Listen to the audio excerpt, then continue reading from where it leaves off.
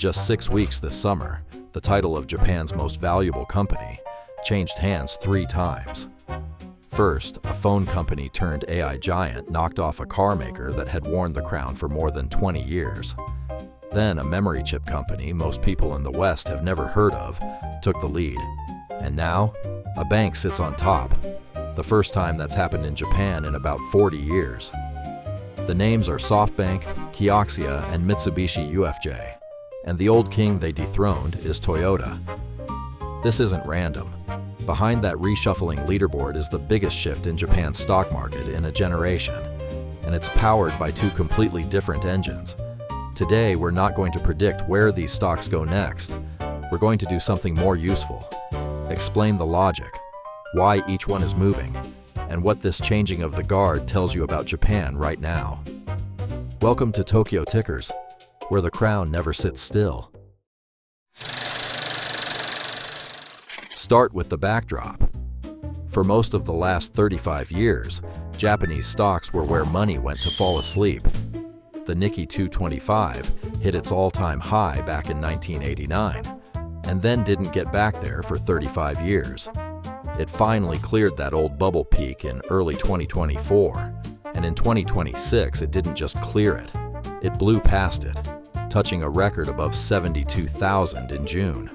Foreign investors bought a record amount of Japanese stock in the first half of the year, on the order of $60 billion. Even Warren Buffett has been a very public believer, steadily building stakes in Japan's big trading houses and calling them near-permanent holds. So money is flooding in. But here's the key. It isn't chasing one story. It's chasing 2, and they barely have anything to do with each other. Engine number 1. Japan is finally escaping deflation. For decades, prices and wages in Japan basically didn't rise. That sounds pleasant, but for an economy, it's a trap. Why buy today what will be cheaper tomorrow? To fight it, the Bank of Japan pinned interest rates at 0, and even below 0 for years. Now that era is over. Inflation ran above the central bank's 2% target for around 3.5 years. Wages are finally climbing, and in June 2026, the Bank of Japan raised its policy rate to 1%, the highest since 1995. For most people, higher rates sound bad. For banks, they're rocket fuel. A bank makes its money on the gap between what it earns on loans and what it pays out on deposits. Near zero rates crush that gap for a generation. As rates rise, it opens back up. Mitsubishi UFJ, Japan's biggest bank, says every quarter-point hike from the Bank of Japan adds around 180 billion yen to its yearly income. That helped drive a record profit of about 2.4 trillion yen. On top of the rate tailwind, Tokyo Stock Exchange has been pressuring companies to stop hoarding cash and start rewarding shareholders. Bigger dividends, buybacks, and selling off the cozy cross-held stakes companies used to park in each other. Put it together, and a stock that spent years as dead money re-rated hard. In July 2026, Mitsubishi UFJ passed Toyota to become Japan's most valuable listed company. The first time a bank has topped the market in roughly 40 years. That is the regime change, in a single headline. Engine number 2 is the one you already know, artificial intelligence. And the most dramatic way Japan is playing it is SoftBank. Don't think of SoftBank as a phone company. Think of it as a giant basket of AI bets. It owns about 87% of ARM, the chip design company whose blueprints sit inside almost every smartphone and increasingly inside AI data centers. It owns roughly 13% of OpenAI, the maker of ChatGPT, and it's the lead financier of Stargate, a plan to spend up to $500 billion building AI infrastructure. As the value of OpenAI got marked up, from around $300 billion to over $800 billion in about a year, SoftBank's own value exploded with it. Last fiscal year, it booked a record profit of about 5 trillion yen, the biggest annual profit in Japanese corporate history, most of it from that one AI bet.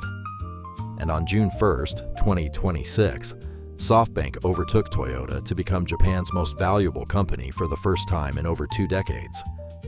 Then, 11 days later, it happened again, with a company most people outside Japan have never heard of, Kioxia. Kioxia makes NAND flash, the memory that stores data. It only went public in December 2024, but the AI boom created a brand new kind of demand. Those giant data centers need enormous amounts of high-capacity storage to hold AI's training data and to take pressure off the expensive chips doing the actual thinking. Memory prices more than doubled in the first half of 2026. Kioxia's entire year of production sold out, and its profit didn't rise by a percentage, it rose by multiples. On June 12th, Kioxia briefly became Japan's most valuable company too. At the peak, since its IPO, the stock was up almost 80 times. Read that again, not 80%, 80 times. Now, if this is starting to sound too good to be true, hold that thought, because July delivered the reality check. The exact same AI names that led the market up led it right back down. Kioxia fell about 50% from its June peak in a matter of weeks. SoftBank dropped nearly 40% from its high. Investors got nervous that the AI trade had run too far, too fast, and that all this new memory capacity being built could eventually flood the market. This is the part most headlines skip. As of late July 2026, these stocks are not sitting at their highs. Several have already given back a huge chunk of the run. And that volatility is exactly the point, because it reveals the difference between the two engines. The AI engine, SoftBank, Kioxia, is powerful, but wild. A lot of its profit is paper gains that swing violently with the mood. The end of deflation engine, the banks, is slower but steadier, grounded in interest income that shows up every quarter, which is why, after the dust settled in July, the company left standing on top was a bank, Mitsubishi UFJ. Which brings us back to the company that started all of this at number 1, Toyota. For more than 20 years, Toyota was Japan's most valuable company, the very symbol of Japanese industry. So why, in the biggest bull market in a generation, is Toyota the one being left behind? Here's the uncomfortable answer. Toyota is on the wrong side of almost every force driving this rally. First, tariffs. New U.S. tariffs on imported cars hit Japanese automakers hard. For its last fiscal year, Toyota says tariffs cut operating profit by about 1.4 trillion yen, roughly $9 billion.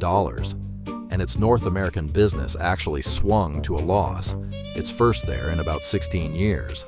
Second, the yen. A weak yen has been padding Toyota's profits, and it's near a 40-year low right now. But that's the trap. The same rising rate story lifting the banks is what could eventually push the yen back up, turning that tailwind into a headwind. Good for banks, bad for a company that earns much of its money selling cars abroad. Third, the story. In a year when investors are paying up for AI and for rising rates, Toyota is neither. It's an old economy car maker that even paused one of its next big electric vehicles. Its profit is normalizing down from record highs, not surging. So the market now pays only about 8 times earnings for Toyota, while paying up massively for the AI names. But, and this matters, Toyota is not a broken company. It still earns tens of billions of dollars, pays a rising dividend, is buying back a huge slug of its own stock, and its hybrids are genuinely selling well. It isn't failing. It's simply a cyclical exporter stuck in a year that rewards everything it is not. So step back. That leaderboard flipping 3 times in 6 weeks isn't chaos. It's a map.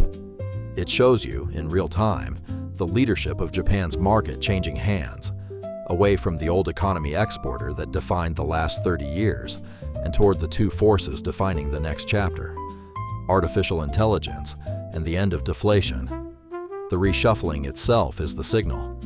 Now, the honest caveats, because this cuts both ways.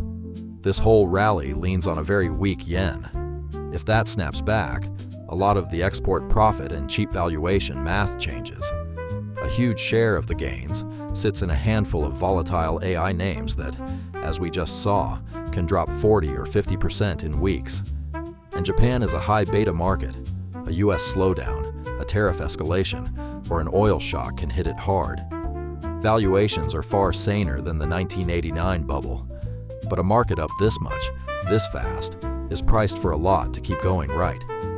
But that's the picture as it stands right now. Japan, after a lost generation, is finally moving again, pulled by AI on one side and rising rates on the other, with an old king adjusting to a world it no longer leads. Whatever happens next, the reason the name at the top keeps changing is that Japan itself is changing. None of this is investment advice. It's a way to understand what's driving one of the most interesting markets in the world right now. If that's the kind of thing you like to understand, this is the channel for it. Tokyo tickers. Japan, explained for global investors. Somewhere in Tokyo, the music is still playing.